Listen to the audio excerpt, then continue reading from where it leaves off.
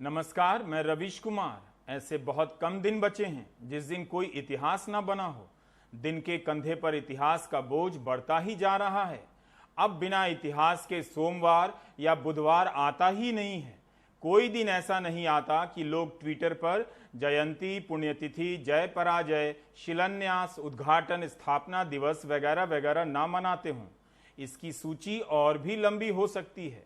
प्रेमिका से मिलने की तारीख से लेकर तलाक की तारीख भी शामिल करें और मकान की रजिस्ट्री से लेकर गृह प्रवेश की तारीख भी, नौकरी मिलने और नौकरी जाने की तारीख भी, सैलरी मिलने और सैलरी बंद होने की तारीख भी। हम दिनों को बहुत कम सोम मंगल के नाम से याद रखते हैं। उन दोस्तों को भी याद करें जो सबका जन्मदिन याद रखते हैं। मंत्रियों में गतिशील, क्रियाशील और प्रगतिशील मंत्री पीयूष गोयल के ट्विटर हैंडल पर जाएं। इतनी व्यस्तता के बीच वे महापुरुषों को याद करना कभी नहीं भूलते। मैं हैरान होता हूं कि उन्हें इतने नाम कैसे याद रहते हैं।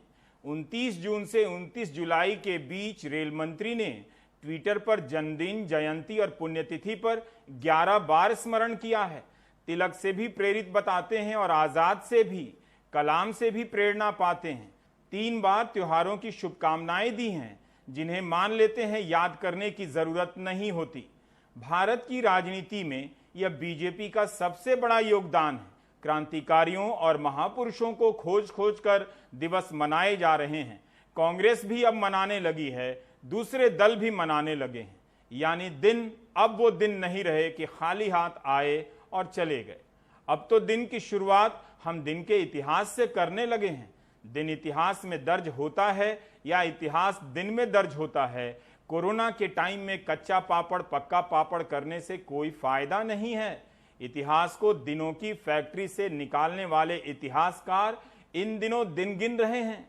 वो दिन वाकई बदकिस्मत होगा जिसके नाम से कोई इतिहास ना होगा। किसी महापुरुष की जयंती नहीं होगी या उस दिन महापुरुष का देह त्याग ना हुआ होगा। बल्कि भारत सरकार को दिन आयोग बनाना चाहिए। आयोग पता लगाए कि अब कौन कौन से दिन बचे हैं जिस दिन इतिहास नहीं बना है। ऐसे अभागे दिनों को भी हमें ऐतिहासिक दिन में बदलने का काम करना चाहिए। आप भी किसी ऐसे दिन के बारे में जानते हैं जिस दिन इतिहास नहीं बना तो ट्विटर पर ट्रेंड करवाइए। इंसान अपने जन्मदिन पर देखता है कि उस दिन और कौन कौन पैदा हुए। वो सर्च मारता है गूगल में। पहले अखबार में राशिफल उस दिन पैदा हुए कामयाब हो चुके लोकप्रिय चेहरों के नाम से छपता रहा है। अपना दिन आएगा कि इंतजार में पैदा हुआ वह व्यक्ति अपने जन्मदिन पर बॉलीवुड के एक्टर की तस्वीर देखकर भी राहत की सांस लेता है। भले ही उसने उस एक्टर की कोई फिल्म ना देखी हो, वो यकीन करता है कि एक दिन उसकी भी किस्मत वैसी होगी क्योंकि उसके जन्मदिन पर टॉम क्रूज या मधुबाला का जन्म हुआ था। कई साल बीत जाने पर अफसोस भी करने लगता है कि तेंदुलकर और वो एक ही दिन पैदा हुए। इसके बाद भी कहां तेंदुलकर, कहां वो। दिनों के कारण उत्साह होते हैं तो दिनों के कारण निराशा भी होती है। स्वाभाविक है क्योंकि दुनिया तेंदुलकर को बधाई देती रहती है और उसे बधाई देने वाले 4-5 लोग होते हैं और बधाई खत्म हो जाती है। तेंदुलकर का जन्मदिन 24 घंटे मनता है और उसी दिन पैदा हुए किसी का जन्मदिन का तंबू 5 मिनट में उखड़ जाता है। टेंशन तो होगा ही उसे। आप सोच रहे हैं कि मैं दिनों पर आज के दिन क्यों बात कर रहा हूं। पहले बात तो कर लूं, फिर बताऊंगा कि दिनों की व्याख्या क्यों कर रहा हूं। आप यह ना सोचें कि मैं अच्छे दिन के नहीं आने पर बात करने जा रहा हूं। मैं उन लोगों में से नहीं हूं जो किसी के बुरे दिनों में चिढ़ाते हैं कि अब बताओ अच्छे दिन आ गए, कब आएंगे, दिखाओ। मैं मानता हूं कि अच्छे दिन आ चुके हैं, बल्कि अब अच्छे दिन नहीं आते, उनकी जगह ऐतिहासिक दिन आते हैं। जैसे 5 अगस्त को जब शिलान्यास के उल्लास में भारत डूबा होगा, तब वह दिन अपने आप ऐतिहासिक होगा। 500 साल बाद ऐसा ऐतिहासिक 5 अगस्त आने जा रहा है। आज 29 जुलाई है, लेकिन देखिए 5 की किस्मत। अंबाला में जिन रफाल विमानों का अवतरण हुआ उनकी संख्या 5 है।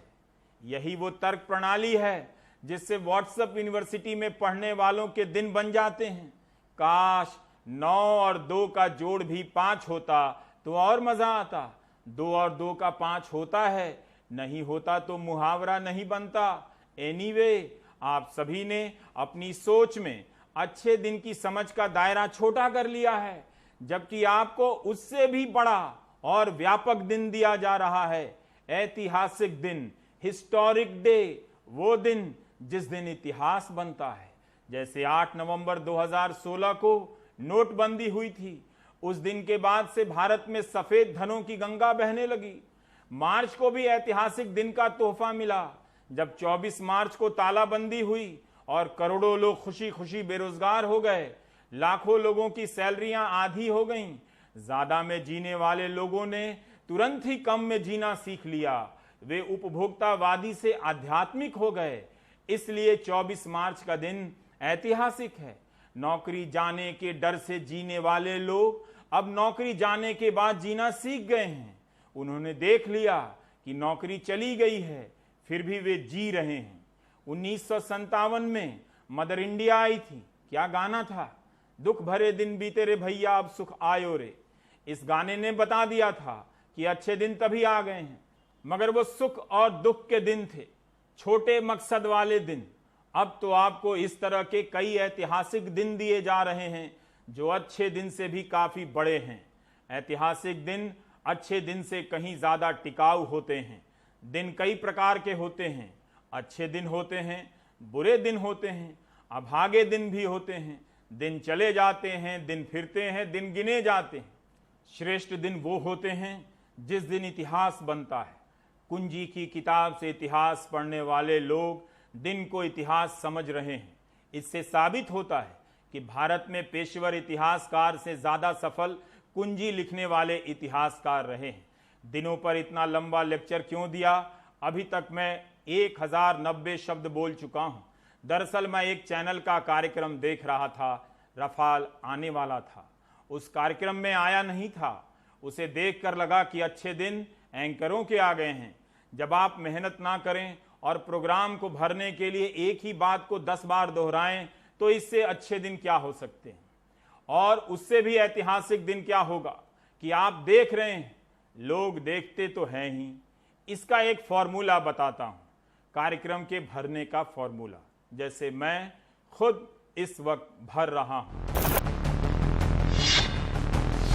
सांप सूंघ गया पाकिस्तान को, शुगर हो गया चीन को, रफाल आएगा सबकी नींद उड़ाएगा, विश्व गुरु बन गया सुपर पावर। 5 रफाल पाकिस्तान हल्कान।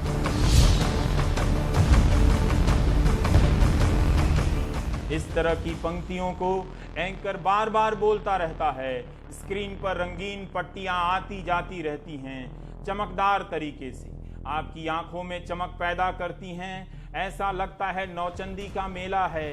कई तरह के रंगीन बल्ब स्क्रीन पर चल रहे हैं। 5-7 मिनट रफाल के आने पर ही निकल जाते हैं। एंकर की आवाज के साथ साथ म्यूजिक भी दिया जाता है ताकि आप में जोश आता रहे। आप भूल जाएं कि आपका गांव बाढ़ में डूबा है, आपके रिश्तेदार ने अस्पताल में आत्महत्या कर ली है और आपके दोस्तों की नौकरी चली गई है। स्क्रीन चमक रहा है। अब इसी तरह 5 मिनट निकल जाने वाला है। अचानक वो 5 पंक्तियां गोल गोल घूमती हुई कहीं समा जाती हैं, जैसे बरमुदा त्रिकोण में समा गई। फिर वहां से एंकर अब सवाल बनाता है अगला 5 मिनट भरने के लिए। स्क्रीन पर म्यूजिक से माहौल बना हुआ है। आप सहरसा में बैठकर भकुआए देख रहे हैं। बाप रे बाप, रफाल आ गया है। आपके जिले के आधे लोग बाढ़ में डूबे हैं। जैसे ही ख्याल आता है कि गांव फोन कर बाढ़ का पता करें, तभी एंकर कई सारे प्रश्न स्क्रीन पर डाल देता है। इन प्रश्नों के आगे नंबर दिए जाते हैं। आमतौर पर 3 सवाल होते हैं, लेकिन कई बार 7 और 9 सवाल भी होते हैं। तो सवाल आएगा, स्क्रीन पर पहले आएगा नंबर 1। एंकर थोड़ा रुक कर पढ़ेगा ताकि म्यूजिक बज जाए और थोड़ा टाइम कट जाए।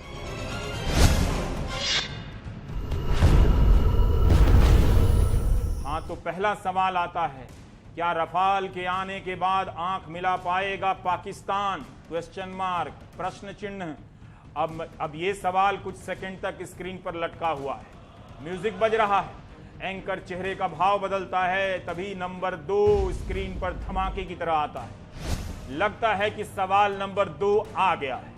क्या चीन के पास है रफाल का जवाब?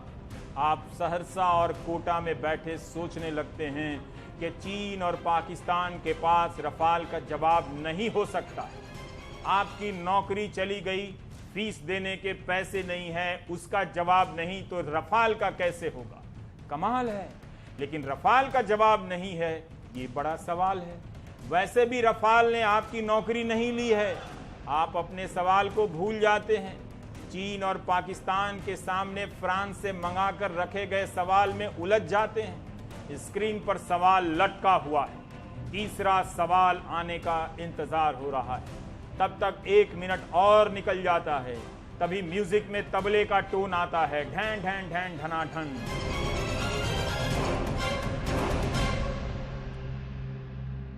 म्यूजिक बढ़ा दिया जाता है, आपकी धुकधुकी बढ़ जाती है। एंकर का तीसरा सवाल आने वाला है, लेकिन तीसरा ऐसे नहीं आता है। स्क्रीन पर पहला सवाल जो आ चुका होता है वो नींद से जागता है। स्क्रीन पर चारों तरफ उछल कूद मचाता हुआ वहीं आकर बैठता है, जैसे बंदर डाल से उछलने के बाद उसी जगह पर आ बैठता है। फिर दूसरा सवाल उछल कूद मचाता हुआ आता है। तभी एंकर महाघोषणा करता है, तीसरा सबसे बड़ा सवाल। आप राहत लेते हैं कि पहले 2 सवाल सबसे बड़े नहीं थे। हर सवाल एक सा नहीं होता है, एक सबसे बड़ा सवाल होता है। अब आता है तीसरा सबसे बड़ा सवाल। स्क्रीन के ऊपर नीचे कई पट्टियां हैं जिस पर लिखा हुआ है। इन सब को मात देता हुआ तीसरा सवाल एंट्री लेता है। आज का सबसे बड़ा सवाल। सवाल के आने में ही 1 मिनट और निकल जाता है। प्रोड्यूसर को न्यूज रूम में बधाई मिल जाती है। क्या पैकेज बनाया है, गुड, वेल डन सर। अभी देखो तो तीसरा वाला आ रहा है। और आता है तीसरा सबसे बड़ा सवाल। क्या मोदी के भारत के आगे घुटने टेकेगा चीन? एंकर का बाल जेल के कारण सही जगह पर चिपका हुआ है। साफ सुथरा लग रहा है। हर दिन कपड़े का कॉम्बिनेशन बदलता है ताकि वह भी रंगीन लगे। आपकी नजर स्क्रीन पर टिक जाती है। एंकर इन 3 सवालों को फिर से पढ़ता है और अपने पैनल का मुखड़ा दिखाता है, पर्दा हटाता है। ये वही 3 सवालों पर बहस करने के लिए आए हुए वही 3 लोग, फलाना, चिलाना और ढिमकाना। इनमें से फलाना और चिलाना शाम 5 बजे से ही कई चैनलों में बहस कर चुके होते हैं। इस तरह काफी समय बीत जाता है। सवाल पर चर्चाएं शुरू होने से पहले अब विजुअल कट होता है, यानी रफाल का उड़ता हुआ शॉट्स। तभी एडिटर की तरफ सब देखते हैं जो चैनल का संपादक होता है। क्या आइडिया है, सही समय पर रफाल का समय कट किया है। स्क्रीन बज करता है। बज अंग्रेजी का शब्द है, यानी जगमगाने लगता है। इसे चैनलों की भाषा में पेस कहते हैं, हिंदी में गति, तीव्र गति कहते हैं। आप दिनाजपुर में बैठे कल्पनाओं में खो जाते हैं। चलो, अपनी जिंदगी में समस्याओं को हरा नहीं सके तो रफाल के आने से चीन और पाकिस्तान को तो हरा देंगे। और अब कटता है वो विजुअल जिसे आप कई दिनों से देखते आ रहे हैं। एक तो रफाल आने वाला है का कवरेज में वही बातें, और फिर से आ जाने के बाद वही बातें, वही बतिया सारी रतियां। अब होता है स्क्रीन पर धमाका, रफाल का पावरफुल शॉट।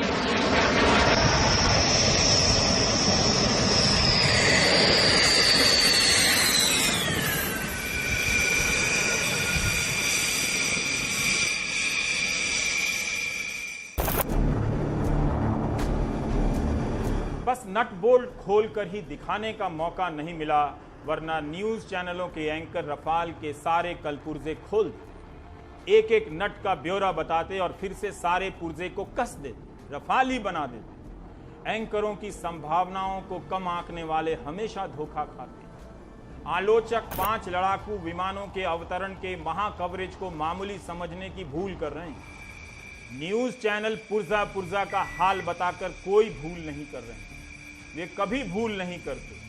भूल आप करते हैं कि भूल कर चैनल देखने आ जाते हैं। अब आ ही गए हैं तो क्या ऐसा नहीं हो सकता कि आप सब कुछ भूल जाएं, बल्कि ऐसा ही तो हो रहा है। रफाल रफाल आ गया। गौरव का यह क्षण सभी क्षणों पर भारी है। आप सभी बधाई के अधिकारी हैं।